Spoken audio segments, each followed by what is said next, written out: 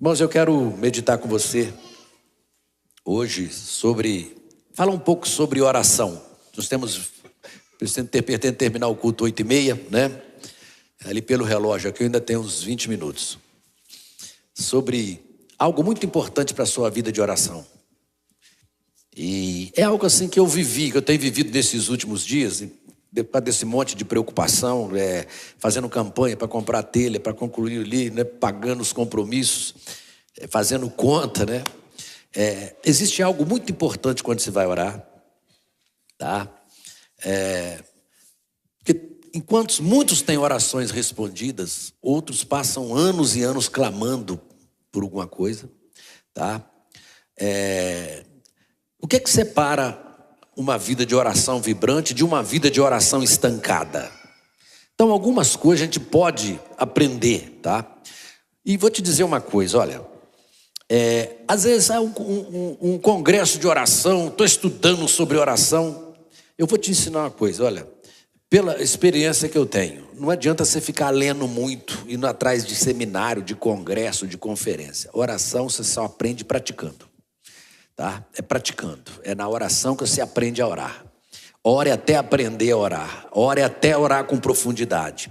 Não existe algo, o que eu não sei, o que eu sei, o que eu não sei. Não, vai orar que você vai crescer, você vai se soltar na oração. Outra coisa, falar sobre o Espírito Santo. Ficar dando aula do Espírito Santo é bom, bacana, mas bom é buscar o Espírito Santo na oração. Entendeu? Tudo conjugado, porque nós temos assim uma maneira da mente, quero saber, sabe tudo, mas não move nada. Então essas coisas nós temos que ter cuidado, porque a gente sim fica enganado com isso. Então, falando sobre fé também, né? É bom falar sobre fé, a gente ajuda, tá? Mas é bom quando você põe a fé em ação. Quando você começa a praticar a fé. E quando pratica a fé, não é bom não. Pensa que é bom. Você está com um problema, você está com uma dificuldade, você está com algo gigante. Aí você quer enfrentar aquilo com fé. Aquela coisa ruim do problema está te afetando. E a fé, você vem com a fé do outro lado, né? Então, você vê Daniel na cova dos leões, foi jogado lá dentro, né? E Deus veio e fechou a boca do leão. Mas ser jogado lá dentro não é brincadeira não. Então assim, a questão é lógico que a gente às vezes só quer usar a fé quando o problema aparece. Mas se você já tiver com a vida de prática de fé, pode aparecer qualquer coisa que você não se abala, porque você se prepara para aquilo. Então, e como é que uma vida vibrante para uma vida não vibrante? A diferença pode não estar no quanto oramos, mas como orar. Isso aqui que eu quero que você entenda. Como que eu devo orar, tá? Às vezes o céu parece silencioso, tá? Diante dos clamores mais sinceros da nossa vida. E a oração, ela é um exercício espiritual, tá? Mas também é muito pouco entendido. Muitos oram com a boca, poucos oram com o coração, com o espírito. Muitos oram só com a boca, mas não conseguem orar com o coração. Eu vou te dizer o que é uma coisa de coração. Se você chegar num altar para se casar, o senhor aceita, você recebe essa mulher como sua legítima esposa, prometendo amá-la, cuidar dela. Se você disser sim com o seu espírito, com o seu coração, você nunca mais abandona ela. Mas quando você fala da boca para fora, meu filho, as coisas que são pegas com o coração não tem volta. Presta atenção. É assim que Deus trabalha, é assim que Deus funciona. Você fala assim, ó, tô te devendo, tá? Eu vou te pagar. Se você falou isso com o coração, irmão, pode soprar o vento que for, não ter documento, não ter nada, você vai procurar a pessoa, você vai pagar. Por quê? É assim que o mundo espiritual é regido, do lado de Deus. Do lado de Deus é assim que ele funciona, tá? Então, nós precisamos, às vezes, falar as coisas para Deus, tá? Com o coração. A gente fala às vezes só com a boca, só emitindo som, com a mente confusa, porque está com sentimento, né? Aí, de repente, se alguma coisa muda, você muda totalmente a direção que você estava seguindo. Então, que as orações parecem não atravessar o teto, às vezes você está orando, parece que ela não saiu do quarto, tá? Uns parecem ter acesso direto, outros lutam para ter uma conexão com Deus. Porque não existe fórmula mágica, ritual elaborado, senão princípios espirituais para você estar nele e orar, tá? O problema também não é que Deus não queira responder. Pode ser maneira que nos achegamos a Deus, tá? Deus não é um caixa automático, igual um caixa de banco, né? Um caixa automático espiritual, onde nós colocamos nossas orações para ele retira a bênção. Não é assim. Deus é uma pessoa, tá? Ele deseja ter um relacionamento genuíno com a gente, individualmente, tá? Então, vamos pegar um exemplo que você pode ter vivido às vezes dentro de casa. Imagina aquele marido que só quer a esposa para sexo,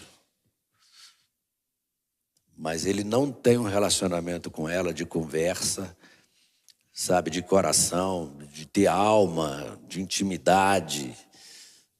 Então, a gente às vezes aproxima de Deus só querendo usar a Deus, mas nós não temos um relacionamento pessoal com Deus.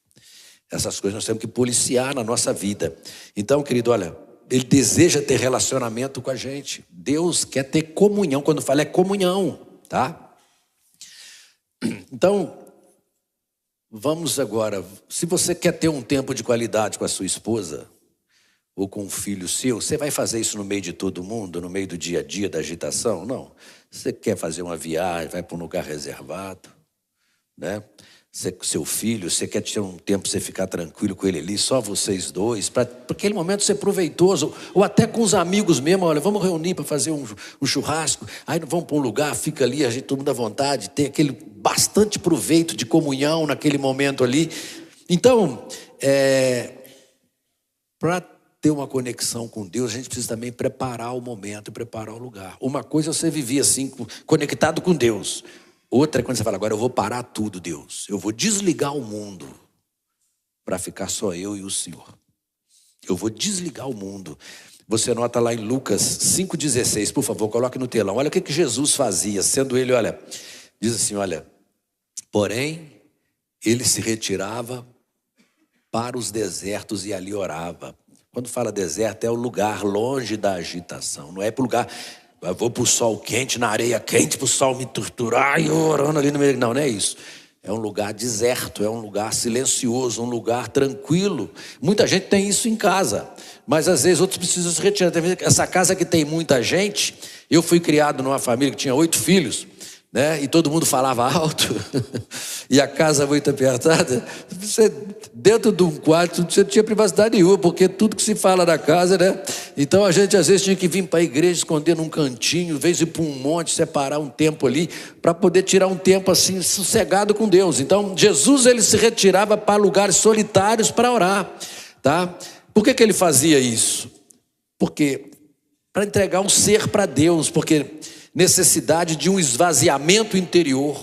Fala comigo, silêncio interior, fala. Isso que eu quero que você entenda. Esse lugar é para te ajudar num silêncio interior, tá? Dentro do seu coração, tá? Antes de uma comunicação com Deus, porque eu não posso vir para Deus com toda a lixaiada do mundo, da minha, sabe? Eu tenho que vir com o meu ser inteiro para Ele. Então, nossa mente natural é o nosso maior obstáculo na oração. Por quê? Tá? O homem espiritual, antes de escutar a voz de Deus, nós devemos silenciar todas as vozes dentro de nós. Vou te dar um exemplo. Eu falei o meu exemplo aqui da oração, né? Esses dias, a minha cabeça está assim, porque eu estava angustiado com esse telhado. Aí conseguimos comprar.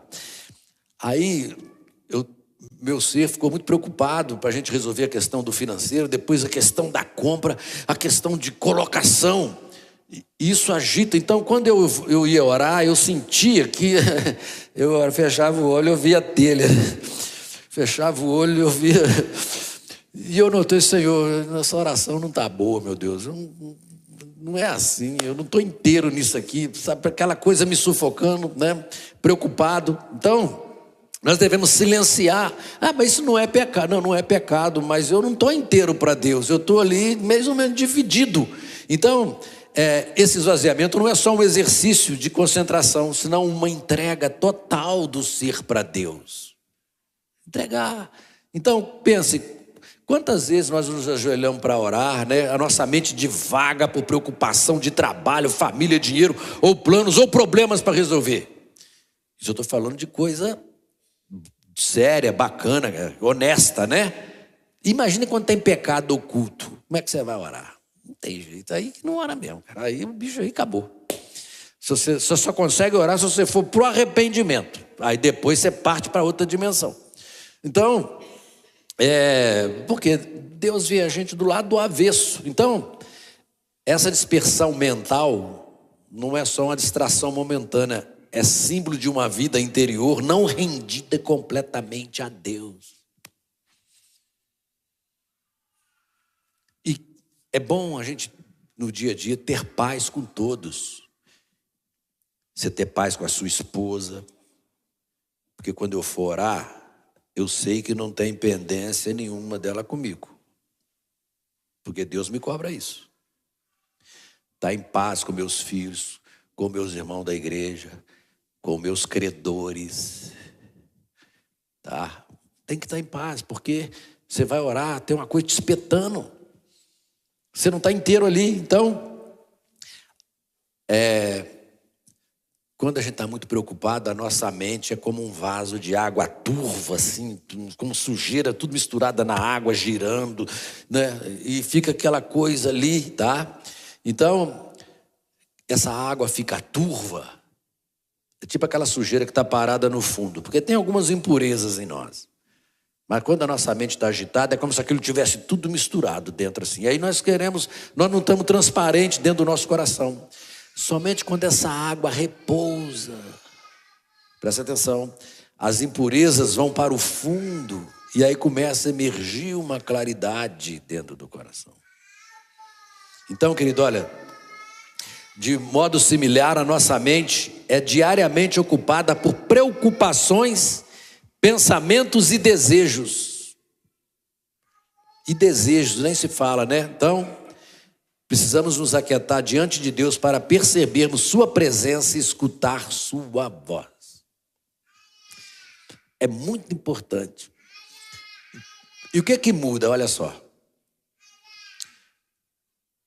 Às vezes o seu tempo de aquietar é mais longo.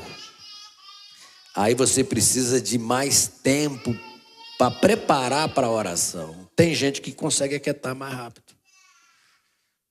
Não adianta você carregar esse monte de lixo e ir para Deus, cara. Não vai dar certo. Então, queridos, olha, às vezes você fica falando demais com Deus. O que nós fazemos? Direto com Deus, apresentando as nossas ideias. Senhor, eu quero que o Senhor faça assim, o Senhor tem que fazer assim, o Senhor tem que fazer assim. Eu boto Deus numa cadeira e começo a dar comando para Ele. Sendo que Ele é mais sábio, Ele tem todas as soluções, eu tenho que me submeter à direção dEle. Então, e às vezes nós ficamos apresentando ideias e soluções em oração e não temos respostas, porque nós não deixamos Deus falar. Então, às vezes precisamos sentar em silêncio diante do Senhor, às vezes só depois uma atitude de espera, esvaziar o seu coração, descansar em Deus. Ele está presente ali. Isso é um momento de esvaziamento, tá? E essa luz desejada, ela vem sobre a nossa vida e sobre o nosso coração. Então, querido, olha, a verdadeira oração também, às vezes, é parar de falar e escutar Deus. Mas muitas vezes essa resposta, a fala de Deus não vem assim, audível, ou em palavras, tá? Vou te explicar um exemplo. Às vezes, você tira essas preocupações, mas elas existem, você pôs elas fora. Aí você começa a buscar Deus. Chega o momento da oração, que o Espírito Santo toma você, que você está empoderado mesmo. Aquelas preocupações, não te incomoda mais. Você recebe, tá? A conexão de Deus com relação àquilo. Aí o que acontece? De repente, uma paz sobrenatural te envolve, uma alegria, um gozo inefável diante de Deus. Isso foi a resposta. Isso foi a resposta. Porque eu me aproximei mais dele e me distanciei daquilo ali. Então, às vezes, os problemas estão do mesmo tamanho por enquanto, a dificuldade está do mesmo tamanho por enquanto, mas eu estou vivendo uma dimensão de descanso, de paz. Jesus disse: deixo-vos a minha paz vos dou. Ele falou: aquele que tem sede, venha e beba. Olha só. Então, queridos, olha, porque muitos têm oração como monólogo, uma lista de petições que fica apresentando a Deus. Então, a oração é um diálogo, é um silêncio tão importante como as palavras que expressamos às vezes também. Então, Salmo 46, 10, olha o que a palavra de Deus diz. Salmo 46, 10. Aquietai-vos, Deus falando, ó, aquietai-vos e sabei que eu sou Deus.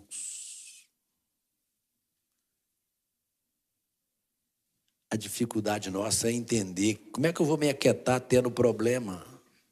Pois é, nessa quietude que vai vir o socorro, que vai vir a resposta. Eu aquieto para saber que Ele é Deus, que o meu espírito se conecta com dele. Então, aquietai-vos e sabei que eu sou Deus e serei exaltado entre as nações, sobre a terra. Então, cada dia Ele vai te dar resposta, e você vai admirá-lo cada vez mais. Então, é o que Ele nos ensina. E esse aquietar não é só uma pausa física, mas um silenciar de nosso ser interior. Sossegar aqui. Sossegar em Deus. É nesse silêncio que o Espírito Santo pode finalmente falar, livres de interferência de nossos próprios pensamentos e desejos. E às vezes vem ideias que você nunca tinha pensado, que você vai lá e resolve situações nesse silêncio. Então, se você está orando há muito tempo, falando há muito tempo, é importante você atentar também por quanto tempo você possa escutar, esperar Deus trazer quietude no seu coração. Muitos não consideram o silêncio como uma dimensão da oração, mas o silêncio também faz parte da oração. Mas o que é o problema hoje? Você vai orar, o celular fica ligado.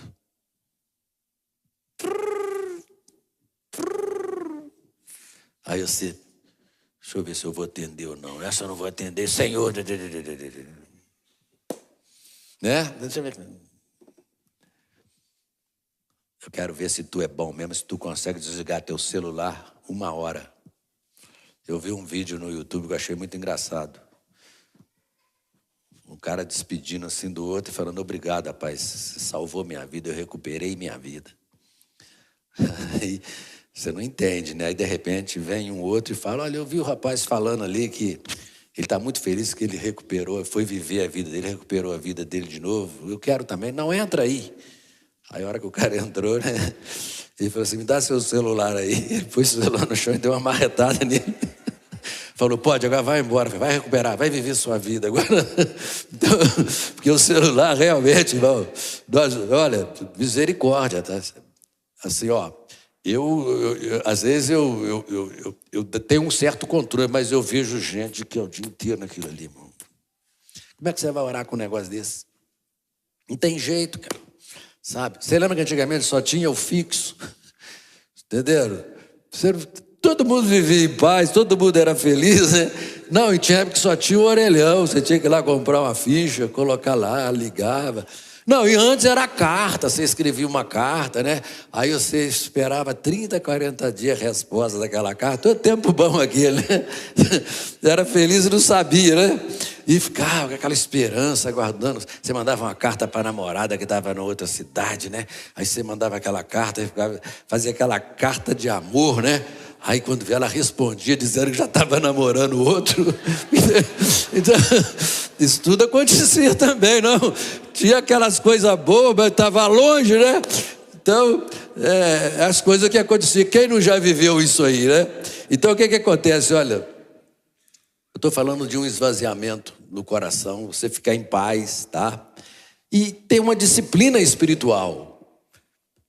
Comece sua oração, né? Primeiro, porque na verdade o que é? A oração, irmão, não é para pedir coisa a Deus. Pedir é petição, quero fazer uma petição. Oração, deixa eu te explicar o que é orar. Orar é procurar ter uma intimidade com Deus. A intimidade, comunhão, se derramar, sentir a presença dEle, derramar seu ser para Ele.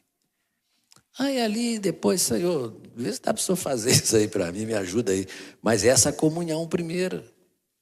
Imagina aquela mulher que só procura o marido para pedir as coisas, mas não tem aquele momento de intimidade, de qualidade, porque na correria de qualquer jeito também tem muito, né? Aquele tempo de qualidade ali que precisa. Então, oração é qualidade com Deus, é qualidade com Deus. A gente tem que conduzir nessa forma. Então, entregando a Ele cada pensamento que surge, tá? Porque existe uma diferença fundamental entre o silêncio exterior e o silêncio interior. Eu posso estar num lugar quietinho, onde não tem nada, e dentro de mim está o ser agitado, angustiado, ansioso, estressado, tá? Muitos podem permanecer fisicamente quietos, mas o seu interior é cheio de agitação, né? Aquelas coisas não param, é uma discussão, um falatório nos seus pensamentos, na sua mente, no seu coração, tá? E uma quietude que começa no espírito e se estende à alma e vai até o corpo. É isso que Deus quer na nossa vida. Então, é um estado de receptividade que você fica diante de Deus. Uma receptividade completa à voz de Deus e à presença de Deus. Então, eu vou te dizer que às vezes é mais difícil você preparar para orar do que para orar de verdade. A preparação. E às vezes está muito agitado, às vezes eu coloco um hino, assim para eu começar a ouvir, começo a cantar, começo a desligar aquelas coisas todinho. Aí quando meu coração está por inteiro, aí eu me derramo, eu começo. Mas se você também não fizer isso, praticar, você não aprende a fazer. Muitos de vocês podem querer fazer hoje, não vai conseguir. Você tem que insistir. Aí você vai aprender. Depois que você aprender, você domina. Você consegue produzir mais. Então, para concluir, né? 3 obstáculos principais para o esvaziamento interior, né? O primeiro é a agitação da mente. Segundo, as emoções não processadas e a vontade não rendida. Essas 3 coisas precisam ser processadas antes de uma oração eficaz, tá? Essa agitação mental, ó. Por isso aí eu pego uns versículos antes e começo a meditar na palavra de Deus, olha, para encher na minha mente com as coisas de Deus, os pensamentos de Deus, a palavra de Deus. Não é intelectual, mas uma absorção lenta e profunda de uma passagem, né? Você pode pegar um versículo só. Por exemplo, eu vou pegar Provérbio 4:20. Filho meu, atenta para as minhas palavras, aos meus ensinamentos inclina o teu ouvido, não as deixe apartar os teus olhos, guarda no íntimo do teu coração, porque são vida para quem acha e saúde para o seu corpo.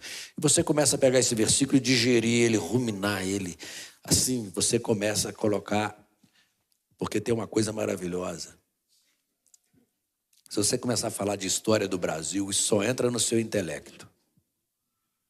Presta atenção que eu vou te falar aqui. E nunca mais você esqueça isso. Se você ficar falando de política, isso só entra no seu intelecto. De futebol, Copa do Mundo, isso só entra no seu intelecto. Falando de família, de problema de filho, isso só entra no seu intelecto. Falando de trabalho, de dinheiro, isso só entra no seu intelecto. Mas quando você coloca um versículo bíblico, Jesus disse, as palavras que eu digo são espírito e vida. Quando você pega versículo bíblico, você começa a ativar o seu espírito, porque a palavra de Deus não é para ativar a mente, nem emoção, nem sentimento, ela ativa a vida dentro do seu espírito.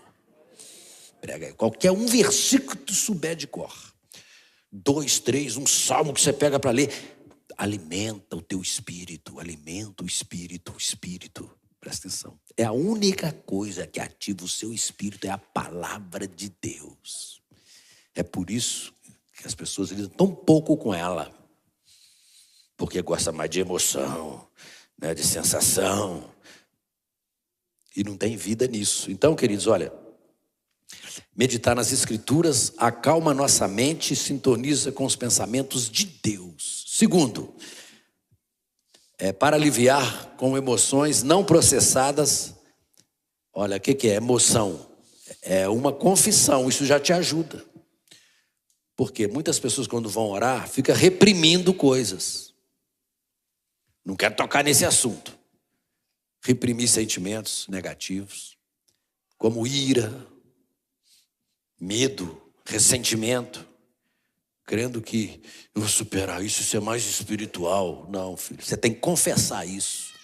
Se você confessa, você desativa isso, tá? E essas emoções reprimidas se convertem em ruídos internos que interferem em nossa comunhão com Deus e atrapalha você orar. Então, o que acontece? Uma coisa que eu tenho muito cuidado é me aborrecer com os outros ou deixar os outros se aborrecer comigo. Se eu tive um problema com você assim, eu não vou embora sem resolver. Porque eu sei que isso vai me atravar. Assim, porque quando eu não estou bem com qualquer pessoa, meu coração fica destruído. Eu tenho isso dentro de mim. Sabe, eu tenho que estar bem. Eu tenho que estar bem. E às vezes, mesmo quando eu estou errado, que a pessoa vem na rua bater comigo, eu prefiro ficar quieto, apanhar, suportar tudo. Porque se eu enfrentar, eu vou sofrer. Porque o meu coração é guiado pelo Espírito Santo. O meu coração não é mundano. E eu tenho que ter meu coração limpo para Deus. Eu não tenho que dar lição de moral, esculacho em ninguém. Muito bem por colocar os outros no lugar dele. Eu não tenho que fazer isso. Então, eu peco contra você, depois eu vou para casa e vou chorar de tristeza, que eu não precisava ter falado aquilo que eu falei, feito o que eu fiz, do jeito que eu agi, me levantei, simplesmente porque eu quis te vencer, eu quero te vencer.